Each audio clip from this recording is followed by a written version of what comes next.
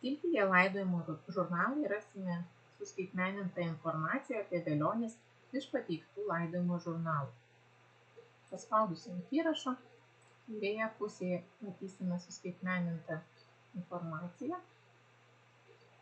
Dešinėje pusėje yra prisegti dokumentai, kuriais remiantis ta informacija buvo suvesta. Taip pat viršuje matome žalią eilutę, kas reiškia, kad šis laidojimo įrašas buvo susietas su konkrečia kapaviete kapinėse.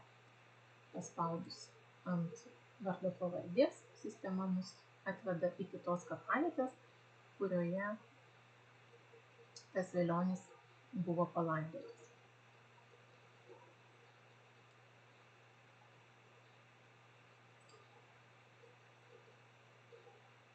Laidojimo žurnaluose yra baltų įrašų. Spaudus ant jo kairėje pusėje taip pat matysime informaciją, kuri buvo suvesta iš laidojimo žurnalų. Taip pat matysime ir nuotrauką, pagal ką ji buvo suvesta. Tačiau nematome žalios eilutės. Vadinasi, šis laidojimo įrašas nebuvo susietas su konkrečia kapaviete. Taip gali atsitikti, jeigu ant paminklo nebuvo iškalti velionio duomenys arba kapavietė yra sunykusi. Ieškant per viešą prieigą konkretaus velionio, jį suras ir matysime, kad jis yra palaidotas konkrečiose kapinėse, tačiau konkreti palaidojimo vieta bus nežinoma. Jeigu atsitiktų taip, kad laidojimo vieta yra žinoma, tai galima velionį įvesti.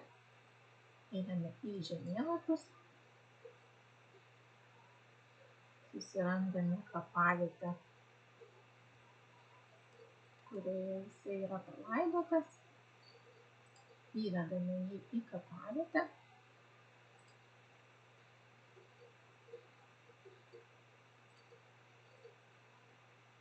Šiuo atveju užtenka susivesti velionio vardą ir pavardę. Taip pat galima įvesti gimimo metus, mirties metus ir sukurti. Tuomet grįžtame į laidojimo žurnalų skiltį, susirandame tą velionį ir jau sistema mums randa atitikmenį kapinėse. Kad būtų žinoma tiksli jo vieta, reikia tą įrašą susieti.